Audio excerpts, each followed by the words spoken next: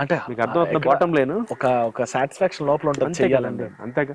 ఇప్పుడు మీరు అదర్ అంటే వేరే డబ్బింగ్ చెప్పడం అంటే సినిమాస్కి ఏమైనా డబ్బింగ్ చెప్పడం? చెప్పానండి, చాలా మంది హీరోస్ కి డబ్బింగ్ చెప్పాను, ట్రాక్స్ చెప్తుంటాను ఇప్పటికి. ఏమైనా తెలుసుకోవచ్చు అంటే ట్రాక్స్ కాకుండా మీవి రిలీజ్ అయినవి? నేను రిలీజ్ చేసిన శర్వానంద్ గారికి వీధి అనే సినిమా వచ్చింది, వీధి ఉషా కిరణ్ వాళ్ళది వీధి, ఓకే నాదే వాయిస్ శర్వా గారికి. ఓకే. అలాగే రోహిత్ గారికి నేను సీత మహాలక్ష్మి, ఓకే. పాత హీరో రోహిత్ గారు ఆయనకి. అలాగే రవితేజ్ గారికి ట్రాక్ చెప్పా, డిస్కో రాజా క్రాక్స్ మాకి ట్రాక్స్ చెప్పా ఆయనకి. అలా ఆకాష్ గారికి చెప్పా ఒక సినిమాకి, స్వీట్ హార్ట్ అని, మన హీరో ఆనందం హీరో ఆకాష్ గారు. అలా ఆల్మోస్ట్ నేను డబ్బింగ్ చెప్పిన సినిమాలో 55-60 ఉన్నాయండి. Okay okay. మీ డబ్బింగ్ అని నాకు తెలియదు, ఈ సెక్టర్ డబ్బింగ్ చెప్తుంటా, ఇప్పటికీ చెప్తుంటా. ఇప్పుడు లేటెస్ట్ అంటే మీకు లాస్ట్ మంత్ 26వ తారీఖు సినిమా రిలీజ్ అయింది, డెడ్పూల్ 2. అందులో ఒక హీరోకి చెప్పా, గ్యాంబిట్ నాదే వాయిస్. అయ్యో సూపర్, అది చాలా ఫేమస్ అసలు. గ్యాంబిట్ ఒక్క డైలాగ్ ఏమైనా గుర్తుందా మీకు? అంటే తెలుగు డైలాగ్స్ కొంచెం అంటే ఆ డైలాగ్స్ కొంచెం డబుల్ మీనింగ్ ఉంటుంది, చెప్పట్లేదు. I can understand. బట్ ఒక 1 వీక్ 10 days నుంచి ఊగిపోతుంది సోషల్ మీడియా డెడ్పూల్. మీరు నాకు తెలిసి రమేష్ గారు చెప్పుంటారు ఇద్దరునా? రమేష్ గారు చెప్పారు, నేను ఇంకొక ఆయన అంటే మన వాసు, మన చెన్నై వాసు గారు, ఆయన చెప్పారు. అంటే మేము అందరం చెప్పాము. ఆ కోడికత్తి బాగా ఫేమస్ అన్న డైలాగ్స్ కూడా. అంటే ఎలా ఉంటాయంటే, మా అమ్మ నన్ను ఆవేశపడితే నేను పుట్టాను అంటే అంటే అది చాలా అక్కడ చాలా మందికి తెలియదండి. ఇప్పుడు చెప్తాను.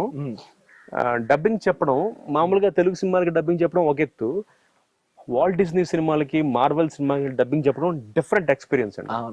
చాలా ఎంజాయ్ చేస్తారు కామెడీ. అది కాదు పాయింట్. డబ్బింగ్ థియేటర్కి వెళ్తాం కదా, మీకు వాళ్ళు ఏం చూపించరు, లిప్ వరకే ఉంటది. అవును అవును. అంటే వాళ్ళు ఎంత ఇదిగా ఉంటారంటే వెరీ కాన్షియస్ అన్నమాట. అంటే ఎక్కడ లీక్ అయిపోద్దు, లీక్ అవ్వకూడదు అని వాళ్ళు ఏం ఇవ్వరు మనకి. మొత్తం బ్లర్ అండి స్క్రీన్ మొత్తం. కాపీరైట్ అని రాసి ఉంటుంది దాని మీద. అడ్డంగా లైన్స్ ఉంటాయి, మొత్తం బార్లు ఉంటాయి. ఏ క్యారెక్టర్ డబ్బింగ్ చెప్తున్నారో ఆ క్యారెక్టర్ లిప్ దాకే మీకు ఓపెన్ ఉంటుంది.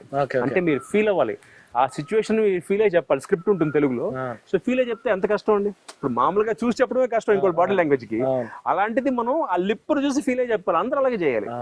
సో అది చెప్పేసిన తర్వాత ఫైనల్ గా వాళ్ళు చూసుకుంటారు కదా, అప్పుడు కరెక్షన్ కి ఇస్తారు మనకి, కరెక్షన్ కే చూపిస్తారు ఫుల్ ఫిగర్.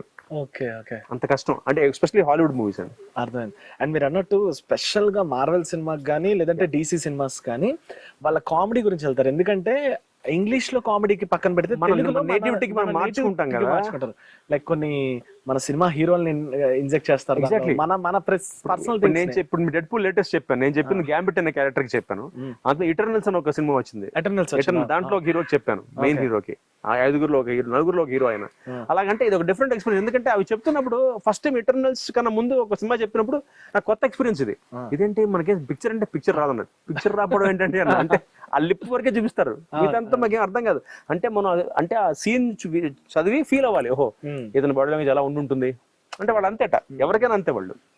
వాళ్ళు పిక్చర్ బయటకి ఇవ్వరు అన్లెస్ అంటే మొత్తం డబ్బింగ్స్ అన్ని ఫినిష్ అయిపోయిన తర్వాత వాళ్ళు ఫైనల్ కాపీ చూసుకున్నాక కరెక్షన్స్ ఇచ్చడం మాత్రం. కరెక్షన్ కూడా ఏంటి, ఏ డైలాగ్ అయితే కరెక్షన్ ఉందో ఆ డైలాగ్ మాత్రం ఫుల్ ఫిగర్ ఇస్తారు. అప్పుడు మీకు ఫీలింగ్ తెలియడానికి. ఎగ్జాక్ట్లీ కరెక్షన్ వచ్చింది కాబట్టి.